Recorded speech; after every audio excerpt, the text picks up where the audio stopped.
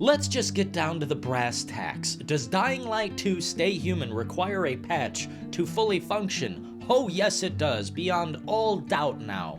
It's not just that Techland told you not to play this game until the day one patch drops. No, it's not that at all.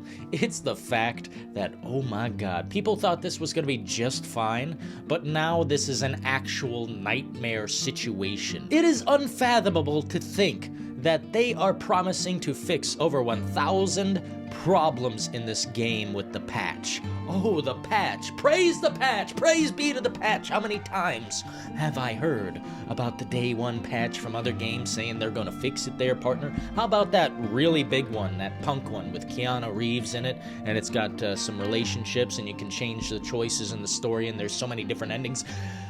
Guess what? The same thing. Now, so many people have come to me and said, you are wrong, okay? But now today, I'm lining it up.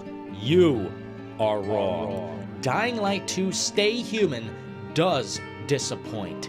Dying Light 2 Stay Human requires the patch to play it, or you cannot progress the story at some sections. You cannot even play this game! It is Cyberpunk 2077 in disguise, and people literally come to me and say, you are wrong on a regular basis, but guess what, little buddies? Today is the day that you apologize to me. Now, I'm sorry that I'm coming at you so heated, but the reality of the situation is this.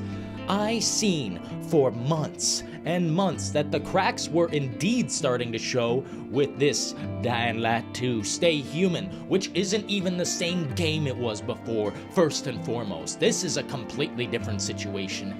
And what happened?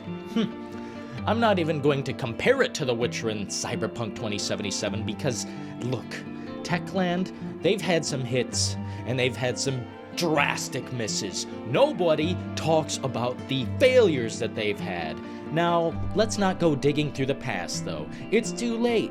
Techland just proved that they are incompetent beyond all incompetence, that their 500-hour-plus game is nothing more than a repetitious, unfinished mess of an elaborate, beautiful bunch of architecture, a bunch of great performances on screen, hindered by the fact that their faces will spin in midair. Sometimes their facial animations don't work. There are over 1,000 bugs and fixes. Let's get down to some of them on the list right now. Fix the broadcast infinite respawn story block. So in other words, you cannot pass this mission. Yeah, just like Cyberpunk 2077, there was something blocking you from progressing the story. I assume it's on purpose to prevent spoilers or to show that the game is fully broken beneath the surface, that going gold actually means nothing at all. Anyway, let's keep going down this massive list of what needs to be improved with Dying Light 2 Stay Human. Fix the dialogue story block progression. Again, another story block where you cannot even literally finish this game. This is actual sadness. This is actual failure. Techland, wake up now. Here, how about this one? Fixed crash when handling electrical parts to Carlos in Bazaar. Electrical parts are something you are going to scavenge for hundreds of hours in this game. You will be non-stop doing that. And the fact that this is already crashing just because you're handing some electronical parts to some NPC, this is just the foreground of an actual unmitigated disaster that is colossal on a scale that is akin to that of Cyberpunk. Let's continue. Fixed problems with temporary lowering the difficulty level, improved adaptive difficulty for AIs. In other words, the AI is so dumb that they cannot even defend themselves. That really, at the end of the day, I called it. The AI is a downgrade. I feel like almost Dying Light 1 was better. Let's continue. Fixed crash caused by background renderer during the transition between menu and loading screens. So fundamentally, you couldn't even launch the game is what they're saying here. That is unbelievable that this is really it. Guys, it's time to line up and start apologizing. All those comments, all those thumbs down, please go back to the videos, apologize now. Increase in the overall memory limit, fix for sounds and voiceovers.